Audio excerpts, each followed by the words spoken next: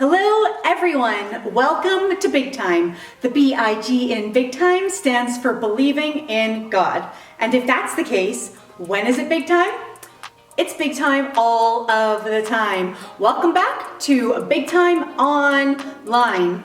Welcome to another really fun time here at Big Time. And I am your host. Can I get a cheer from you, the studio audience? Don't worry, you can cheer for me at home. No one will think that you're weird at all. Seriously though, I'm so excited about today because we're gonna hear an awesome lesson about learning to control the words that come out of your mouth. Check it out.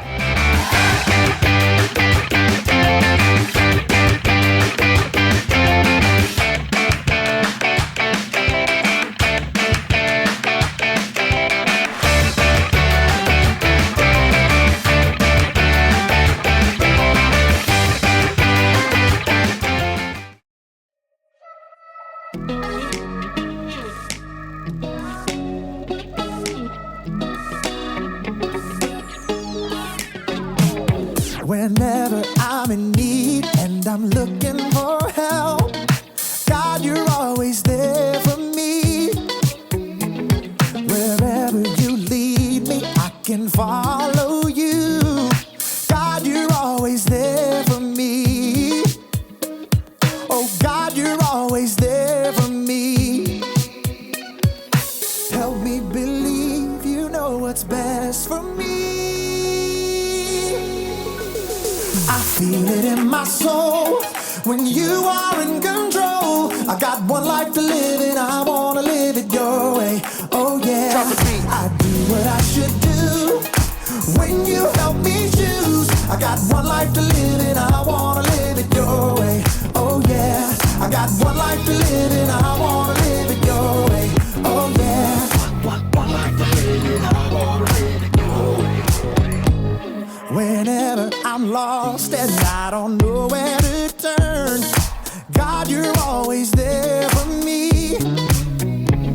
Wherever I go, you're always by my side. God, you're always there for me. Oh, God, you're always there for me. Yes, you are. So help me believe you know what's best for me. In my soul, when you are in control, I got one life to live and I wanna live it your way. Oh yeah, I do what I should do when you help me choose. I got one life to live and I wanna live it your way. Oh yeah, I got one life to live and I wanna live it your way. Oh yeah. Yeah. God, help us to be more like you. Cause your way is the best way. I feel it in my soul when you are in control. I got one life to live and I wanna live it your way. Oh yeah, I do what I should do when you help me choose. I got one life to live and I wanna live it your way. Oh yeah, I feel it in my soul when you are in control. I got one life to live and I wanna live it your way. Oh yeah, I do what I should do when you help me choose. I got one life to live and I wanna live it your way. Oh yeah, I got one life to live and I wanna live it your way. Oh yeah. Welcome to Story Lab. This week we're taking a look at what can transpire when your words get away from you.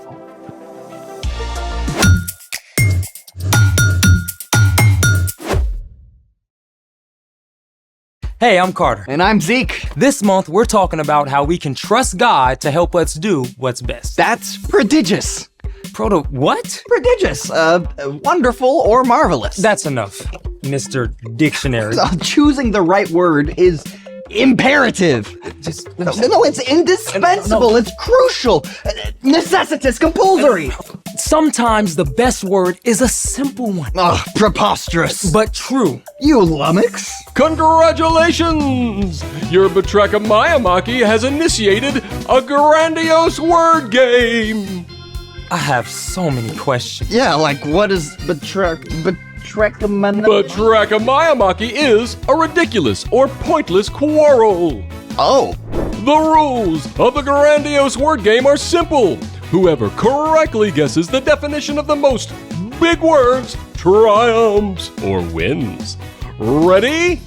I guess? I was born for this. You have 5 seconds to choose the correct word definition. Carter is first. Yes! I'm up. First word. Absquatulate. A. To leave giant prints like Bigfoot. B. To slice up a squash. Or C. To leave abruptly. Bigfoot isn't a thing, so squash. No, leaving. A squash. Incorrect. To absquatulate is C. To leave abruptly. You didn't know either. Number 2. Zeke. Nudiasturtian. Is it A. The day before yesterday? B. A flower from the nightshade family? Or C. An implement for serving pasta? The flowers, days, A. Correct! Nudiasturtian is a term referring to the day before yesterday. Yes. Lucky guess. Number 3. Carter. Bumfuzzle. Is it A. To confuse or perplex? B. To remove a large amount of fur from a dog? Or C. To sit suddenly? You look confused. Nope, actually I know this one. To confuse or perplex. Correct! Bumfuzzle means to confuse or perplex. I'm bumfuzzled that you knew that. Number 4. Zeke. Widdershins. Is it A. A leg injury? B. Counterclockwise? Or C. Someone who is a poor loser? Poor loser. Oh, that's gonna be you. Speak for yourself. You Widdershins. Incorrect. Widdershins means counterclockwise. Aw, man. You are tied at 1 point each. Last question is an all play. Whoever answers first correctly wins. The word is pandiculation. Is it A. The reverberation of a brass bell? B. A wrestling match between 2 pandas? Or C. The act of stretching and yawning upon waking? Pandiculation. Who comes up with this stuff? I don't know. B. Incorrect. The answer is C. Pandiculation is the act of stretching and yawning upon waking. Rats, tied for the loss. Or the win. We gotta choose our words better. Speaking of which, it's time for... The story before the story. Today, we're in the book of Proverbs, which is a collection of wise sayings, many from King Solomon. Solomon became king at a very young age. He was worried about leading an entire nation with so little experience. One night, God spoke in a dream and told Solomon that he could have any gift he wanted. Now, Solomon could have asked for money or power, but instead, Solomon asked God for wisdom so he could be the best leader for his people. God listened and honored Solomon by making him the wisest man on earth. Many of the things Solomon learned and said were collected, along with other wisdom. The sayings, called Proverbs, are short sentences or stories that help people make wise decisions in their everyday lives. Which is where our story starts. Take it away. Hey everyone, I'm Brian. That was 4 words right there in case you're counting. Oh, and another 10. Did you know the average person speaks between 6,000 and 16,000 words every single day? Blah, blah, blah, blah. Sounds exhausting, huh? But we speak all that word soup without even thinking about it. And to top it off, you probably have around 7,000 to 10,000 words in your vocabulary to choose from every time you open your mouth. All of this comes down to something really, really important. You ready for this? Words are like a superpower. I'm serious. We can read about it in one of the wise proverbs that Solomon collected. The words of thoughtless people cut like swords, but the tongue of wise people brings healing. Did you hear that? The words of thoughtless people cut like swords, but the tongue of wise people brings healing. Every single time you open your mouth, you have the power to do this. Or this. What you say is so powerful that it can cut somebody deeply or help them heal. Think about this. You've probably skinned your knee before. Ouch. But once your knee healed up, have you thought about it that much? Nah, probably not. It's all good. Now, has anybody ever made fun of you? Those words can cut really, really, really deep. You may not be able to see any wound, but it's there. And this kind of hurt doesn't heal easily. Even if it happened a long time ago, I bet you still think about it sometimes. Mean words can still hurt all this time later. The words of a thoughtless person cut like swords. We don't usually mean to hurt others with our words, but we just don't think first. Thoughtless words come in all kinds of shapes and sizes. You know thoughtless words when you hear them. Wow, I can't believe you can't tie your own shoelaces. No one wants to play with you. Oh, you're really bad at math. You've probably been hurt by some words like those, and you've probably said some of those things too. That's why before you say anything, it's wise to do this first. Stop. That's better. Before you speak, stop. Think first, even if it's for half a second. If what you're about to say is thoughtless or hurtful, keep your mouth zipped. Or even better, think about what you might say instead. Hey, cool shoes. Need help with the laces? You seem a little sad. Want to hang out with us? I know you can get this. Let me quiz you. Here's something else to practice. If you think something positive about someone, take a few seconds to actually say it. I love your smile. That story you wrote is super creative. Now I get it. Controlling what you say is not easy, especially if you try to do it on your own. That's why we all need help.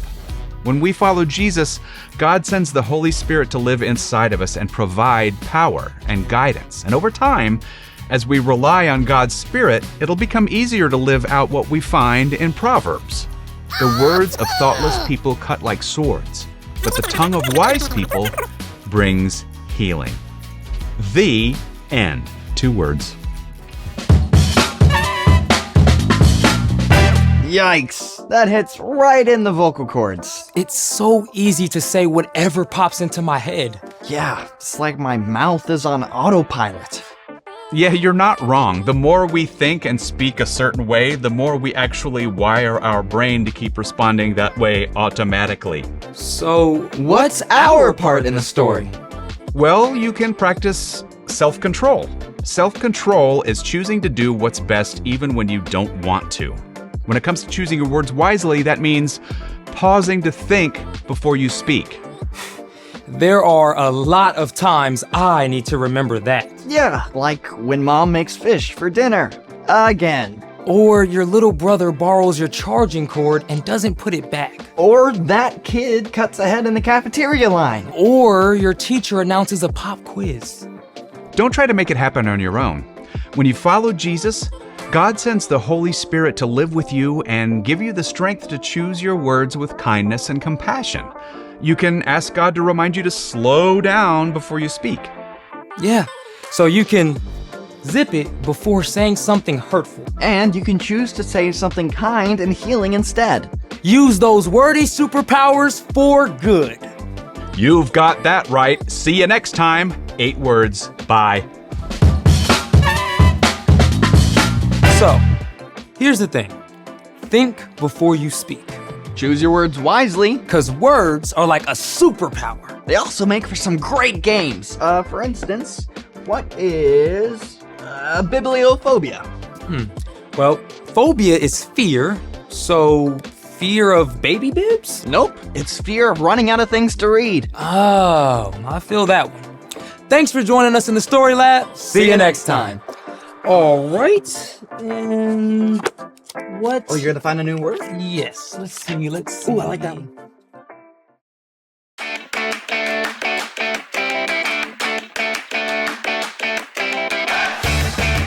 If we're not careful, we can just open our mouths and speak without thinking, but thinking about the words and how they might affect the people around us. I know that happens to me often, especially if I'm in a rush or if I'm really angry or upset. Sometimes it even happens when I'm really excited. It's easy to just say whatever comes out. But if we just say whatever comes out, we can end up hurting somebody. We need to choose words that heal instead of words that hurt. And we don't have to do that on our own. We can ask God to help us practice self-control with our words. Self-control is about choosing to do what's best, even when you don't want to. God's Holy Spirit can help us choose words with compassion and kindness. Remember, think before you speak. And God will help us with that. In fact, that's what we find in our memory verse. God's power has given us everything we need to lead a godly life. 2 Peter 1:3a. I am so glad that God is there to help us to choose healing words. God is with us, and God's Spirit can guide us to make the wise choice. Bye everyone. See you on Sunday.